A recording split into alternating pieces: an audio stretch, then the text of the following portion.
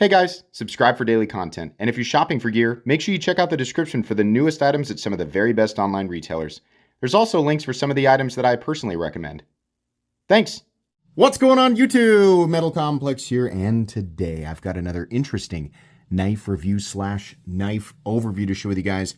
This is the Poikilo Knives Gecko. So I think this is probably one of their earlier models. It's actually a little bit tricky to find an active listing for this knife on the internet, but I did. It's probably going to be kind of hard to find it. I still want to have this video up for reference, and I also want to add in some new, pretty exciting information directly from Poikilo. So anyways, I will provide links to Poikilo knives in general, like ones that you actually can buy, down in the description. And I'll make sure that the link stays active in a way that updates new models that fall in under that search term so that you guys can check it no matter when you're watching it. Thanks so much to my patrons for supporting me. So real quick, in past Poikilo reviews, I've mentioned, number one, that it's really cool that they're using M398 as seemingly their standard blade steel. What wasn't so cool is that their HRC range was at the absolute lowest end of what's considered optimal by Bowler, 60 to 61. I did, I mentioned this multiple times in videos, and Poikilo actually reached back out to me on Instagram and said, after watching your reviews and hearing from your community, we are exploring increasing that HRC range up to 62 to 64. That's really cool. They're not just, having me review their knives and like, yeah, whatever, we'll just get some traffic off of the links. They are actually watching, listening, and then going into the comments. It's not just listening to what I say. They're going into the comments and seeing what other people have to say. That's exactly what they should be doing. That's really cool. Hats off to Poikilo for listening to the community.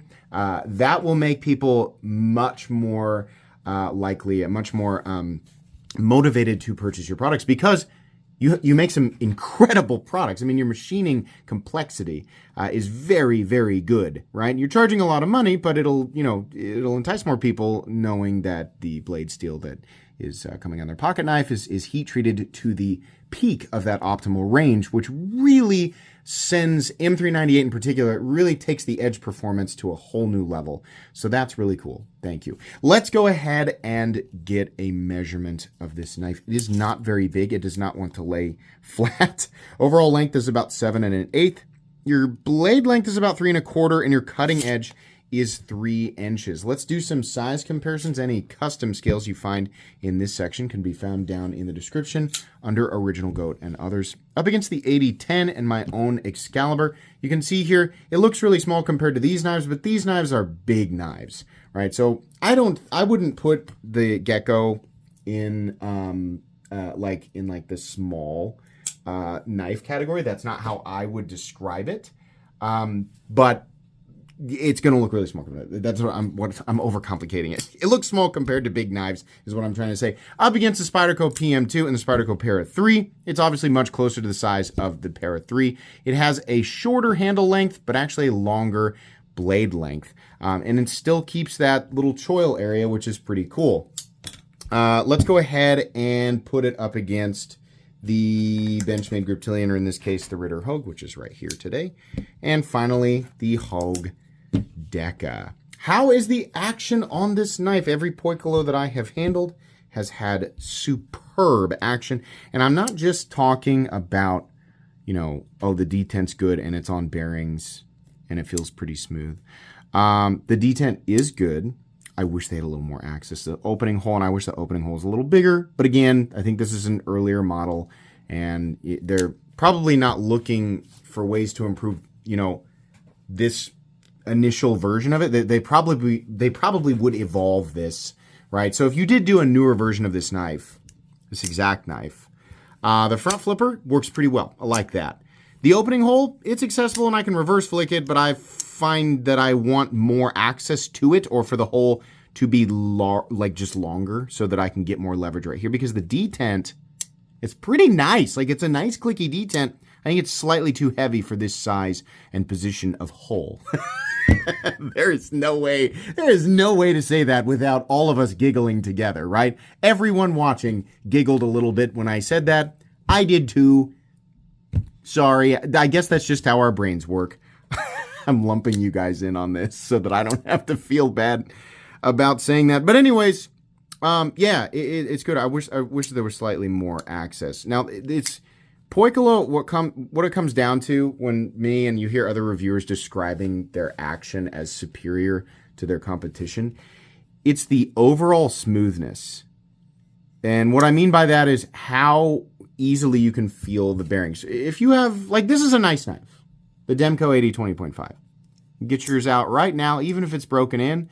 Guarantee you, as you move the blade, you can feel those bearings.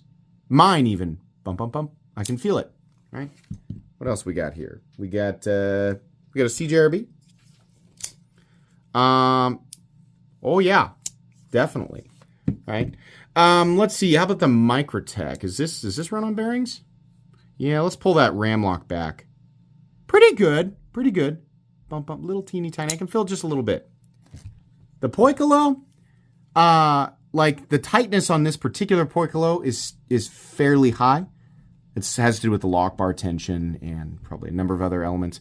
But as far as can I feel the bearings on the inside? No, I cannot. This is that, that's that buttered glass kind of feel. And I really, really like it. Now you move the frame lock completely out of the way and oh yeah, she's ready to fall there. That's really nice. Poikilo does really nice action. I have, what I'd consider good, like all these knives that I just showcased, the Demco, the CJRB, the Microtech, like it's all good, right? But there's a special place for action like this. Like it does get better. It doesn't necessarily need to be better, but it does get better. And Poikilo is doing it better.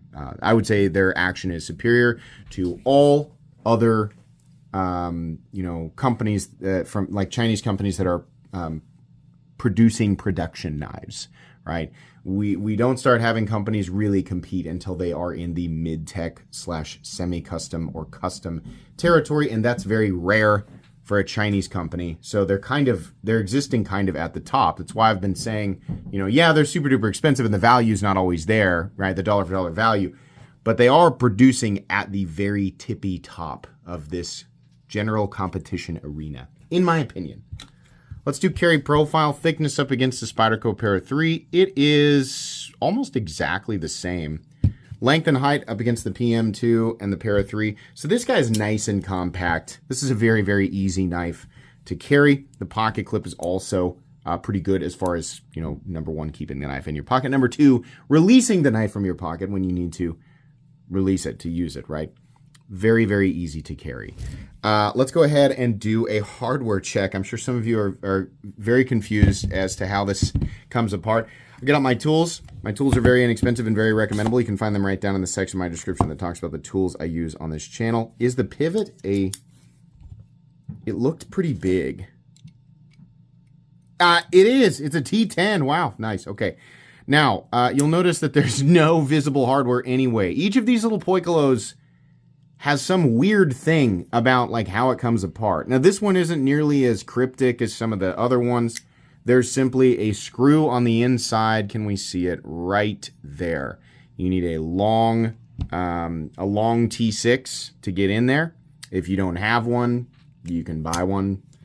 You just need a long T6. I've got those elongated WIA drivers that I use for stuff like that. Once you release that, and you don't have to pull the screw all the way out, you unscrew the pivot, and then this is all sort of being held, like it keeps itself from rattling with these little pins that have been cut that kind of go through the backspacer, and the tolerances are just absolutely perfect. So it's all held together super solid, but you just need those two screws. So it's a bit of a pain in the butt to have exactly the right, long bit, but it's also pretty common. Like most people who keep smaller tools like this probably have something that will work.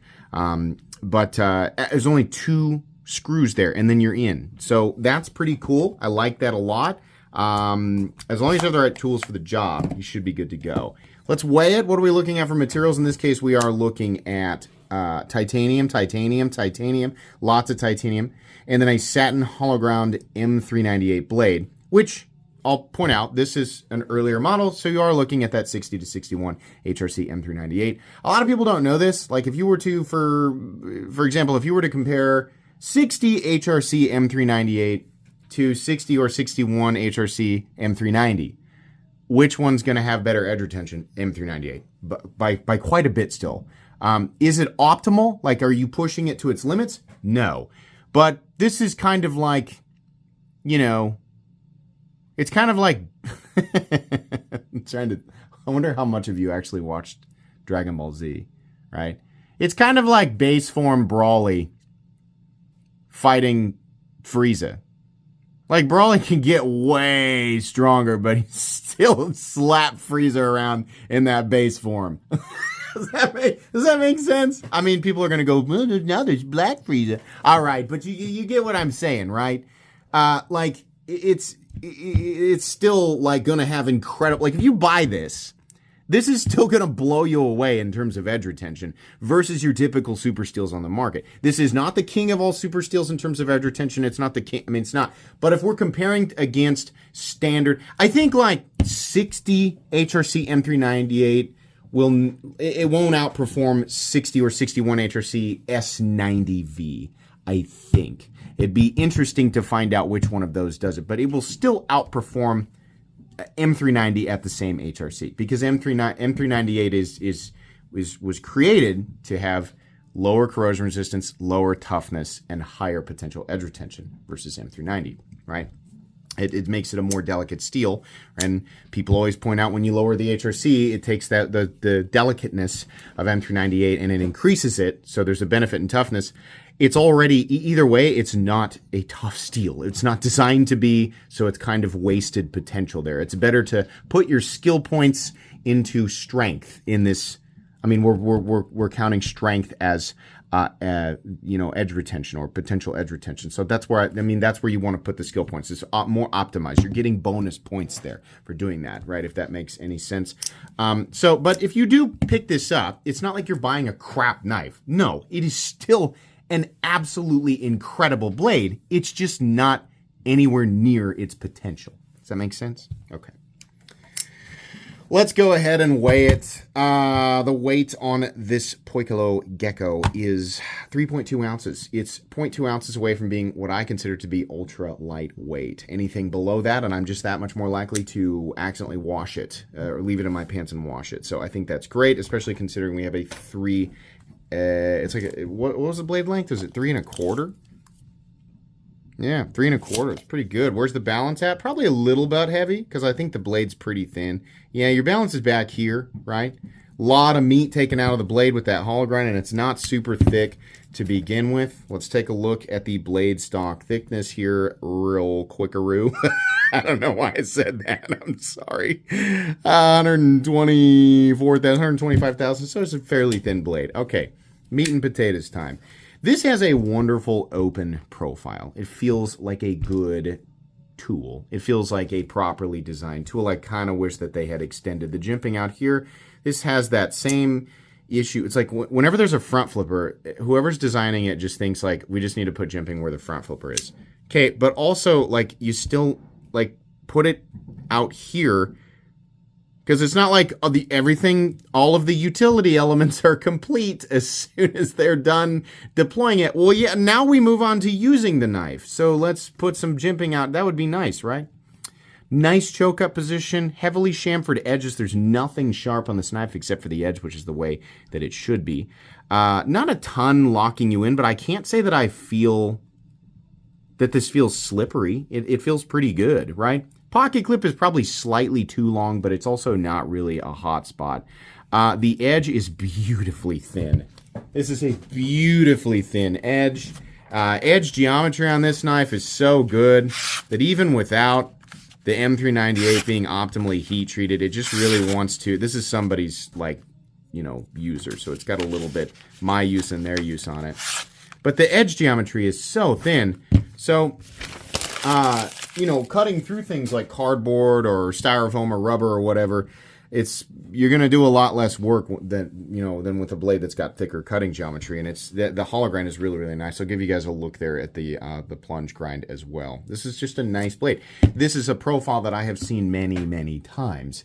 It's just been done in a way where like the machining is really, really nice, right? I mean, Poikilo, for people who are like obsessed with perfection, like if you comb over your knives with a magnifying glass, Poikilo typically delivers a completely and totally finished product. I can't say that I've actually found a manufacturing flaw with any of their knives. Design flaws, those are different. There are things about certain designs that I definitely, personally would change.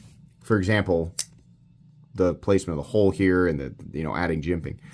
But as far as the manufacturing quality, it's very, very good. Nice tip. We have an even cutting bevel. Really, really nice. We have the little chameleon there. Kind of wish that they would shrink that down because Poikilos they're making like functional art. It's really nice to look at. Got the 3 holes here. I think these come in many different configurations. I've seen a black washed one. There's one on Blade HQ that's listed as a mid-tech. It's probably Timascus or something, and it's like $980, right? Cue the people screaming, yeah. The reason I make fun of people like this, I'm like, why? Like, do you feel like you're the first person to complain? Do you feel like expensive knives are a new thing? Like, if you didn't know, like, I get it, but it's like, if you think of it, it's not like all of a sudden, like this industry and the idea or the concept of something as simple as a pocket knife being created in a way that makes it expensive. Like, this is not new. It's been here for decades, but probably, even hundreds of years ago, they were embellishing blades, right? So that shouldn't be that complicated of a concept. I think what is complicated for people to digest is the idea that there are communities who are large enough to support it. And I can understand not realizing that. But if you didn't know that, the answer is yes, there are massive communities who support this. This is why this is so common, right? People immediately jump to the conclusion that people are taking advantage of these communities and overcharging them. And while that definitely does occur, the nice thing is that this community is large enough and old enough that it's very difficult to trick us because we compare and contrast everything. And there are so many of these companies competing with each other all the time that they are constantly forced to undercut each other. It definitely does occur, right? Definitely, there's people overcharging for sure. If you're bothered by the idea of an expensive knife, I would say save your energy. It's just going into the wind, man. But anyways, take a little break from the review to ramble a little bit. I do like the edge of the bulls. It looks nice. I like the finish on the titanium. We've got a little bit of milling here. That's nice. The pivot looks so cool. I love that blue, the highlights there. They have also anodized the bevels of the backspacer and added some just little areas where they could have done things simple and just made it flat, but they didn't, right? I love the contrast between the clip and the pivot there. You have a little spot there for some tritium. I'm always surprised to see that we don't see more of that. Giving people options to add tritium in places like pocket clips and backspacers. Like, I think that's just a good idea. I also like in this particular one, we have the machine set in here, and then we have, it looks like a hand rub flat. It might still be machined, but it's a nice little contrast, right? It's otherwise just a very, very plain blade. There's a little lanyard area back here. That's nice. And I also love, once again, that you cannot see the screw that's holding the pocket clip in place. You also cannot see the screw for the steel lock bar insert, which there definitely is one. I think you can see the edge of it right there, so that's nice. And it does double as the over travel stop. We have a stop pin located in its traditional position here. I don't believe that there is any shouldering. I think it's just flat, but that's okay. No blade play up, down, left, or right. No lock stick. No pivot lash. Very, very consistent here. Beautiful detent, nice and clicky, and we do have absolutely perfect centering. I would have it no other way. What does this knife cost? Well, like all Poikilos, it is absurdly expensive. Some of their knives, I think their pricing is justified, and other times no. The least expensive listing with this knife, and by the way, it's not possible to buy this knife for this price brand new anymore. You'd have to find this on the secondary market, which you would almost certainly get a better deal on it. Like, I don't think this is the type of knife people are like, oh my God, like, you buy it and you make money on it. No. But, like, the least expensive listing here is $370. Wow. Do I feel like Poikilo makes a better knife than Riyadh? Yeah, I think they do. Do they make a better knife than Reich? Yes. How about Wee? Like, Wee's best? Yeah, I think so. And these are companies who have found a nice little spot at, that the upper 300s. Like, they definitely get and beyond, right? This knife isn't really doing a whole lot that I feel like. I mean, it's like, this feels like a solid $300 knife. Now, if they had that M398 at 62 to 64, I would go, yeah, I'd pay $350 for that, because that's pretty serious. Like, the material is serious, and the HRC range is serious. Like, that's a real performer, right? It's not inexpensive. It's not like they can just, like, poof. We have our own. We just made M398. This does come from Bowler, by the way. It's not like Chinese M398. No, it comes from Bowler. So that'd get it up there. But as it sits, obviously, it's like I wouldn't personally pay that much for this, but I don't have the option to do that. They didn't. This isn't mine. I don't get to keep this, right? So, a lot of the pricing on Poikilo's stuff will make a lot more sense if moving forward, like the prices will be much more justified if moving forward they actually start to hit that 62 to 64 HRC. And Poikilo, I would suggest that you reach out directly with Transparent Knives once you feel like you've got it where you want it to be. Reach out directly to Transparent Knives and offer to send him some for testing, because he will do those public tests, and those of us in that network will pay attention to that and talk about it. That's where you want to send it. That's the guy you want to have do that. There's a few different people, but personally, I just really like Transparent Knives. I think he does a great job. He's very honest. He has proper testing equipment, right? But that's where you want to go to get that certified, that stamp of approval, right? But yeah, do that, and I think those prices moving forward will make a lot more sense. I would not seek this knife out for $370. It is a nice knife. It's made very, very well. If you can pick one up on the secondary market for like $250 to $275, great. But it's cool to see a knife from maybe the earlier parts of their existence. I could be wrong about that. This could be a very, very new model. It seems like the type of knife that, a newer company kind of like maybe started out with. The other indication there is the gecko. I know that the thing on like their logo is not a gecko, it's a chameleon, right? But I feel like maybe they started with things in a similar classification of animal. I don't know. This is cool though. It's neat. It's not my favorite Poikilo, but it's neat and it exists. And now I've got a review on it so that people can reference it. Anyways, check out links for Poikilo down in the description. That's going to be it for me today. Please make sure to follow me on Instagram at metal_complex and on TikTok at the_metal_complex. If you enjoyed this video, leave a like. If you'd like to check out my other content, I do, of course, have lots of videos of knives that are either expensive or inexpensive that I do or don't like, so check those out. If you enjoy all my content, go ahead and click on that Metal Complex logo right there and subscribe, because there's definitely more coming. Thanks again for watching, everybody, and have a great day.